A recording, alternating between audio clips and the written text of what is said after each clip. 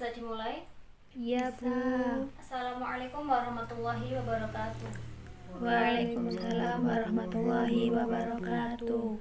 Alhamdulillah pada pagi hari ini kita dapat berkumpul lagi di sini untuk melaksanakan kegiatan belajar mengajar dengan keadaan sehat walafiat.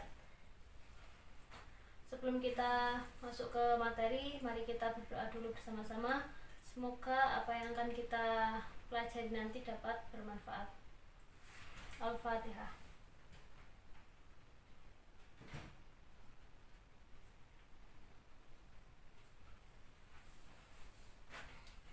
Baik, saya absen terlebih dahulu.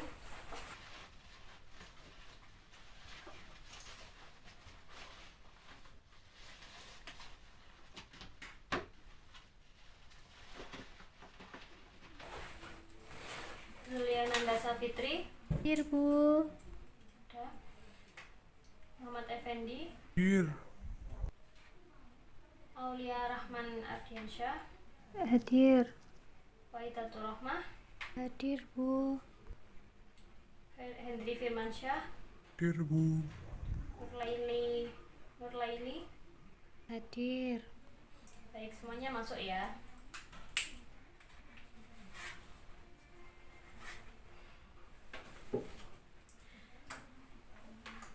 Sebelum kita memulai pelajaran, ini Bu ada gambar, silahkan diamati terlebih dahulu.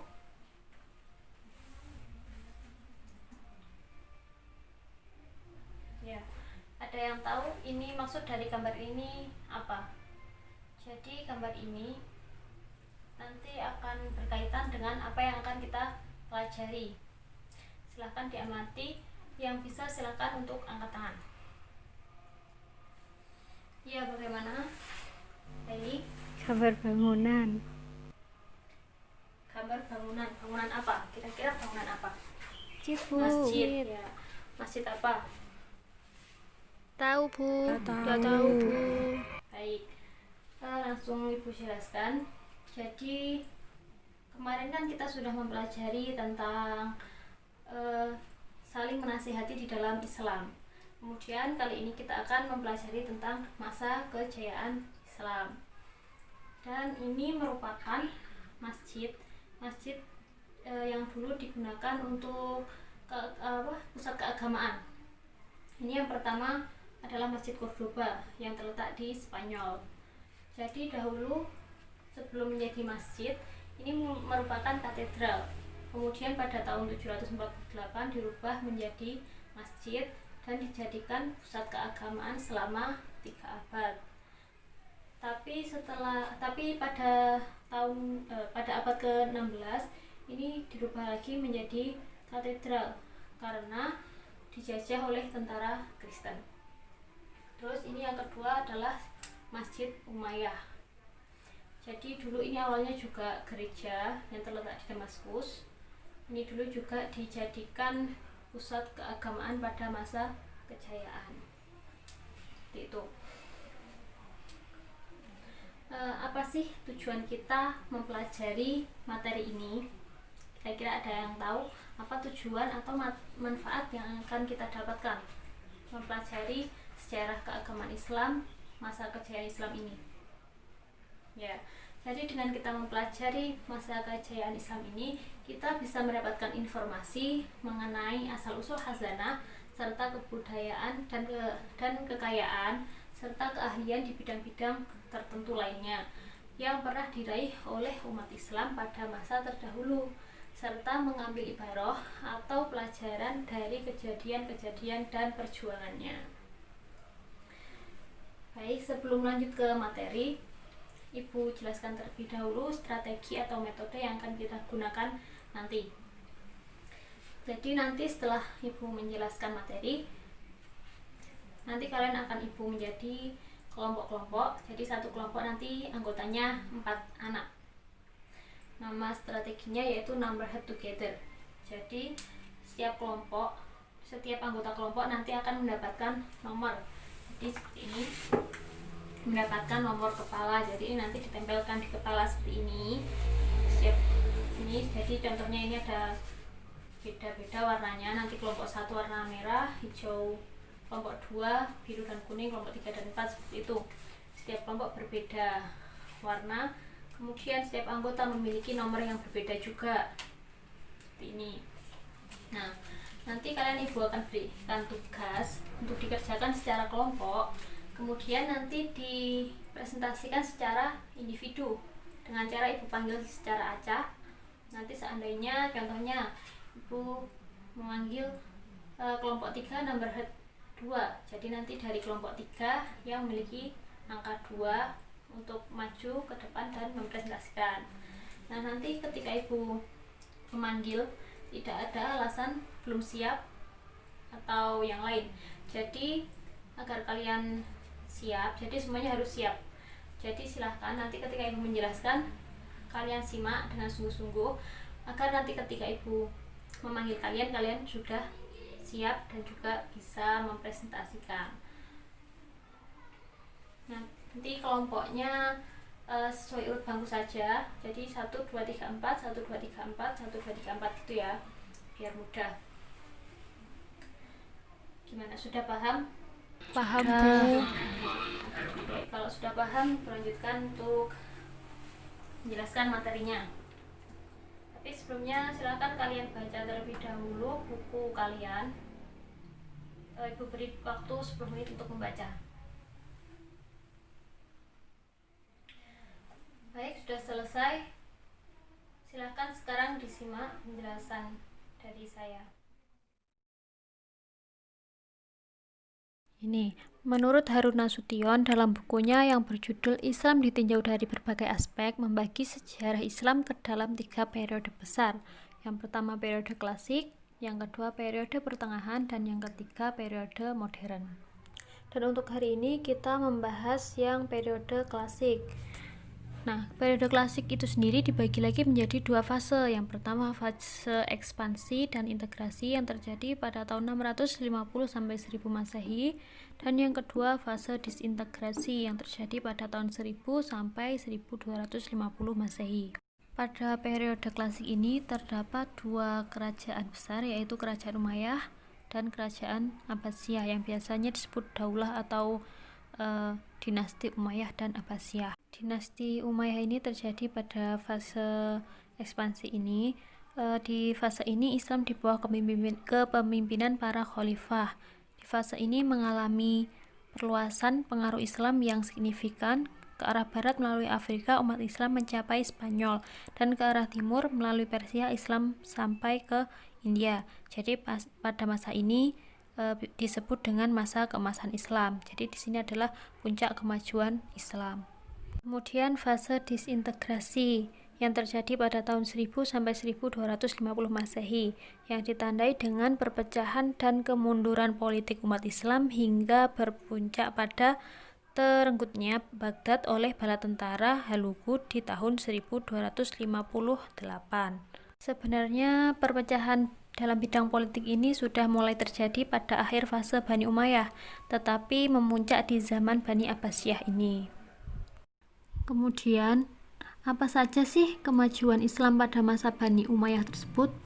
Nah, jadi kemajuan tersebut meliputi bidang politik, keagamaan, ekonomi, ilmu bangunan atau arsitektur, kemudian bidang sosial dan juga bidang militer. Nah, kemajuan-kemajuan tersebut tidak begitu saja terjadi tiba-tiba, namun ada faktor-faktor yang mempengaruhinya, yaitu ada 2 faktor, yaitu faktor internal dan juga faktor eksternal. Yang faktor internalnya yaitu pertama, konsistensi dan istiqomah umat Islam kepada ajaran Islam. Kedua, ajaran Islam mendorong umat Islam untuk maju. Ketiga, Islam sebagai rahmatan lil alamin atau rahmat seluruh alam. Dan yang keempat, Islam sebagai agama dakwah sekaligus keseimbangan dalam menghadapi kehidupan duniawi dan ukhrawi. Selanjutnya, faktor eksternalnya. Yang pertama yaitu terjadinya asimilasi antara bangsa Arab dan bangsa-bangsa lain yang terlebih dahulu mengalami perkembangan dalam ilmu pengetahuan. Jadi dahulu Persia banyak berjasa dalam bidang pemerintahan, perkembangan ilmu filsafat dan sastra. Untuk pengaruhnya Yunani itu masuk melalui berbagai macam terjemahan dalam banyak bidang ilmu, terutama dalam ilmu filsafat. Terus yang kedua yaitu gerakan terjemahan pada masa periode klasik, yaitu usaha penerjemahan kitab-kitab asing dilakukan dengan sangat giat. Pengaruh gerakan terjemah terlihat dalam perkembangan ilmu pengetahuan umum, terutama di bidang astronomi, kedokteran, filsafat, kimia, dan sejarah. Dan selain kedua faktor tadi, internal dan eksternal, kemajuan Islam juga disebabkan oleh adanya gerakan ilmiah atau etos keilmuan. Di antaranya yaitu melaksanakan ajaran Al-Quran secara maksimal, melaksanakan isi hadis, mengembangkan ilmu agama dengan berijtihad, dan ulama yang berdiri sendiri, serta menolak untuk menjadi pegawai pemerintah. Baik, mungkin ada yang masih bingung atau masih kurang jelas, silahkan ditanyakan. Oke, gimana? Ada yang mau bertanya atau tidak? Tidak. Oke, kalau tidak ada, langsung membentuk kelompoknya ya, seperti tadi ya, urutan bangku. Oke. Ini soal untuk kelompok 1 ya. Ini satu anak mengambil satu nomor. Ini untuk kelompok 2. Dan ini untuk kelompok 3. Dan ini untuk kelompok 4 ya. Oke. Baik, itu silahkan soal yang Ibu berikan didiskusikan secara kelompok. Nanti Ibu beri waktu 15 menit. Kalau sudah, nanti Ibu panggil secara baca. Silahkan didiskusikan. Baik, sudah selesai ya waktunya. Silahkan bersiap-siap. Oke, sekarang Ibu panggil yang akan maju terlebih dahulu. Kelompok 3, nomor head 2. Silahkan kelompok 3 yang bernomor kepala, silahkan maju ke depan untuk mempresentasikan. Ya. Fase disintegrasi terjadi pada tahun 1000 sampai 1225 Masehi yang ditandai dengan perpecahan dan kemunduran politik umat Islam hingga berpuncak pada Yang lain tolong diperhatikan. oleh bala tentara Hulagu di tahun 1258 Masehi. Sudah, oke. Dari teman-teman silahkan untuk menanggapi hasil presentasi teman kalian. Gimana? Silahkan yang mau mengajukan tanggapan atau sanggahan. Ya Bu, sudah bagus. Baik, silahkan duduk kembali. Selanjutnya sekarang kelompok 1 nomor head 4. Silahkan maju ke depan. Baik, saya kira semuanya sudah paham ya, 90% sudah paham dengan materi yang kita pelajari hari ini. Kalau begitu sekarang kita simpulkan bersama-sama. Jadi masa kejayaan Islam menurut Harun Nasution dibagi menjadi 3 periode. Yang pertama periode klasik, terus Pertengahan, modern. dan modern. Pada periode klasik kemudian dibagi lagi menjadi Dua fase. fase. Yang pertama Fase ekspansi dan integrasi, dan yang kedua fase disintegrasi. Nah, kemajuan Islam pada saat itu diantaranya pada bidang politik, keagamaan, ekonomi, terus arsitektur, sosial, kemudian militer. Ya. Nah, kemajuan tersebut selain disebabkan oleh faktor internal dan faktor eksternal, juga disebabkan oleh adanya gerakan ilmiah. Apa saja? Melaksanakan ajaran Al-Quran secara maksimal, Terus melaksanakan isi hadis, terus apa lagi? mengembangkan ilmu agama dengan berijtihad, Terus ulama berdiri sendiri dan menolak untuk menjadi pegawai pemerintah. Ya. Alhamdulillah sudah banyak yang paham ya. Baik, sekarang kalian lihat, kalian buka buku kalian halaman 120. Yaitu 120 itu silahkan yang poin A itu kalian kerjakan di rumah, minggu depan dikumpulkan. Kemudian sama yang ini kalian baca yang periode pertengahan. Ini periode pertengahan akan kita bahas minggu depan. Sebelumnya kalian harus membaca dulu di rumah. Oke. Baik, masih ada yang mungkin yang ingin ditanyakan? Oke, kalau tidak ada, mari kita akhiri pembelajaran pada hari ini. Mari kita membaca alhamdulillah bersama-sama. Alhamdulillahirobbilalamin. Sekian, assalamualaikum warahmatullahi wabarakatuh. Waalaikumsalam warahmatullahi wabarakatuh.